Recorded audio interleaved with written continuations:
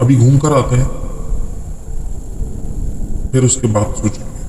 ये सोचकर हम लोग होटल की तरफ बढ़ गए।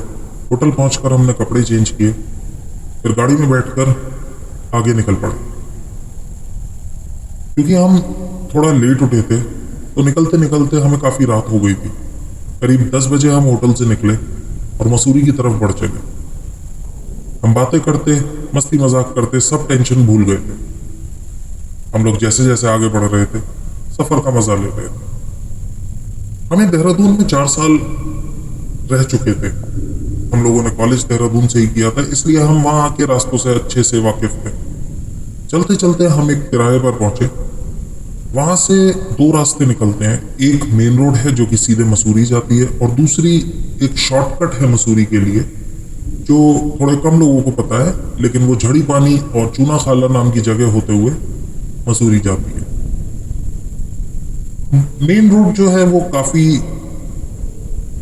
लंबा रूट है एज कंपेयर टू जो शॉर्टकट है, और लेकिन मेन रोड पे ट्रैफिक भी थोड़ा बहुत हो सकता था इस टाइम, बट शॉर्टकट पे इस टाइम कोई नहीं जाता था। हमने गाड़ी राइट मोड़ी और उस सुनसान और डरावनी सी रोड पे चल दिए। ये रास्ता काफी पतला, सकरा, खतरनाक सा था। इसके बारे में काफी कहानियां भी थी। ये रात को आपको एक चूना खाला की चुड़ैल दिख सकती है। हम इसी बारे में मजाक करते करते आगे बढ़ रहे थे। रास्ते काफी ज्यादा ढलान वाला था, लेकिन हमारे पास एसयूवी भी थी और कहीं ना कहीं हमें उस रास्ते पर चलने का अनुभव भी था, इसलिए बिना किसी परेशानी के हम लोग आगे बढ़ते गए। आगे जाकर जब हम मसूरी पहुंचे तो देखा मसूरी तो बंद हो चुका है, लेकिन वहां पर एक मोमो वाले भैया की दुकान खुली थी।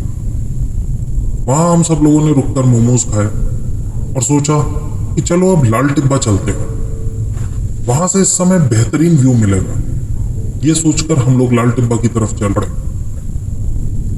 एक पॉइंट पर पहुंचकर हमने गाड़ी रोकी, सोचा थोड़ा सा फ्रेश हो लेते हैं। जैसे ही हमने वहां पर पीछे मुड़कर देखा, हमें अचानक से याद आया कि यार हमने यहाँ गाड़ी रोकी थी, वहां एक तरफ तो खाई है, लेकिन हमारे बिल्कुल पीछे एक ब्रिटिश एरा की पुरानी बंद पड़ी सेमेट्री थी। वो आज से काफी साल पहले बंद हो चुकी थी। उसके दरवाजे पर जंग लगी थी, उसके ताले पर जंग लगी थी, कोई नहीं जाता था वहां। हम तीनों हंसी मजाक करते हुए वहां पर खड़े थे कि मैंने सेमेट्री में किसी को देखा। मैंने कहा, भाई तूने देखा वहां कोई है क्या? सिट बोला, भाई तुझे तो पता है कब्रिस्तान सालों से बंद पड़ा है, कोई नहीं होगा, और हो सकता है केयर टेकर। मिर्जा बोला, चलो भाई निकलते हैं। लेकिन मैं बड़े ध्यान से देख रहा था। सिड ने मजाक में कहा, अबे चलना देखते हैं, पास से देखते हैं, कुछ नहीं है। एक केस क्या हो गया, तुम लोगों ने तो माहौल ही डरावना बना दिया। हम तीनों सेमेट्री के दरवाजे पर जाकर खड़े हुए और अंदर झांकने लगे। लेकिन कमाल की बात तो ये थी कि मैंने जिस किसी को भी वहां से चलते हुए देखा था, वो एक पेड़ के पीछे जाता हुआ तो मुझे दिखा, लेकिन वहां से कहीं निकलता हुआ नहीं दिखा। मैंने खुद को समझाया कि होगा कोई, शायद अंधेरा है, नहीं दिखाई दिया हो, चला गया होगा। ये सोचकर हम लोग गाड़ी में बैठे। जैसे ही उस गाड़ी में बैठे, वहां आसपास कोई भी नहीं था, लेकिन अचानक से न जाने कहां से एक अंकल सामने आ गए, मेरी खिड़की के पास में आए और मेरे से बोले, बेटा इतनी रात में यहाँ क्या कर रहे हो? बिना कुछ सोचे समझे उन्होंने कहा, जाओ यहां से, ये जगह ठीक नहीं है। हमने कुछ नहीं कहा, बस अंकल की बात सुनी और बोले, जी अंकल, और ये कहकर हम आगे निकल गए। रास्ते में मिर्जा बोला, भाई बहुत सारे इशारे मिल रहे हैं, वापस होटल चल ले, क्यों पंगा ले रहा है? लेकिन फिर हम लाल टिब्बा पहुंचे और वहां का नजारा देखकर हम लोग सब कुछ भूल गए। ऐसा लग रहा था कि जैसे किसी और ही दुनिया में आ गए। घूमते घूमते पता नहीं चला कब रात के 1:30 बजे।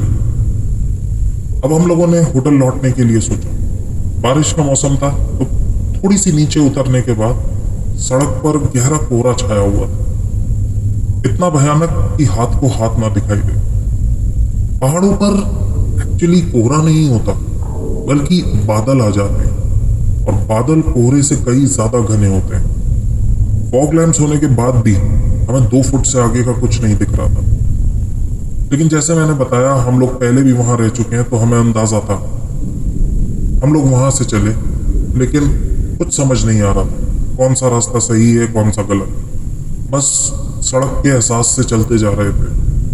चलते चलते काफी देर हो गई, और मैंने मिर्जा से एक बात कही, यार बहुत देर हो गई चलते हुए, अभी तक तो नीचे उतर जाना चाहिए था। क्योंकि ये बादल जनरली 8 से 10 किलोमीटर की दूरी तक ही होते हैं, उसके बाद ऊंचाई कम होने की वजह से बादल छट जाते हैं। लेकिन हमें चलते हुए 1 घंटे से ऊपर हो चुका था, और कोहरा छटने का नाम ही नहीं ले रहा था। फिर अचानक से कोहरा जैसे गायब हो गया, लेकिन वो सड़क कुछ अलग थी। हमने ध्यान से देखा तो ये हाथी पांव का रास्ता था। मसूरी से थोड़ी नीचे हाथी पांव के लिए एक सड़क कटती है। इस पूरी रोड पे ना तो कोई साइन बोर्ड है, ना कोई बैरियर है, ना कोई लाइट्स है। ये वही रास्ता है जो कि लंबी देहार माइंस की ओर जाता है। ऐसा लग रहा था कि जैसे हमारी किस्मत ही हमें लंबी देहार माइंस ले जाना चाह रही। हम वहां खड़े होकर सोच रहे थे कि अब आगे क्या करें, क्योंकि हमारे सामने थी लंबी देहार माइंस और पीछे था घना कोहरा। तभी मैंने और सेठ ने एक दूसरे की तरफ देखा और कहा, यार घूमने तो इसी के लिए आए थे ना, जो होगा देखा जाएगा, चलो चलते हैं। ये भी एक नया एक्सपीरियंस होगा। रात को लंबी देहार माइंस, और अब तक अगर कुछ नहीं हुआ तो आगे भी कुछ नहीं होगा। Let's be positive.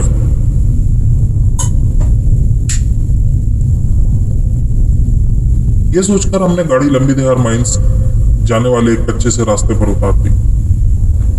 एक तरफ माइंस का एडमिन ब्लॉक था, जो कि बिल्कुल साफ दिखाई दे रहा था, और दूसरी तरफ हमारे पीछे वो रास्ता था जहां ऐसा लग रहा था कि कुछ है ही नहीं, इतना गहरा कोहरा था। हमने सोचा कि ऐसे में कुछ अंदाजा लगाना भी मुश्किल होगा, कहीं दोबारा से ना भटक जाए, तो गाड़ी वहां पार्क करके और हम लोग एडमिन ब्लॉक की तरफ पैदल घूमने निकल गए। वहां एक अजीब सा सन्नाटा पसरा हुआ था।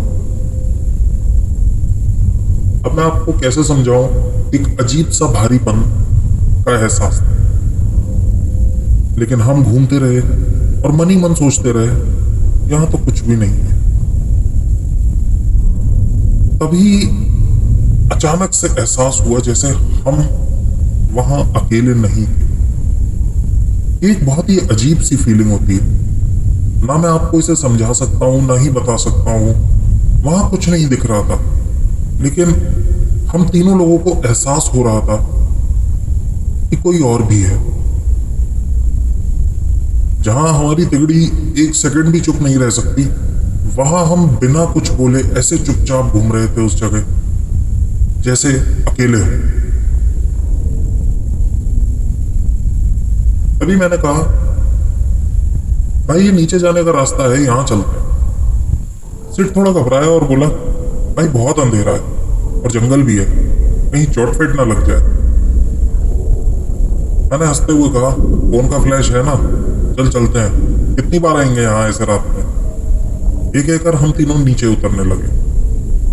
नीचे एक खाली बड़ा सा कमरा था, और उसके पास एक पतली सी पगडंडी जो और नीचे जंगल में जा रही थी। हमने वो कमरा घूम लिया और फिर उस पगडंडी से नीचे होते हुए बढ़ने लगे। करीब 50 से 100 मीटर ही चले होंगे।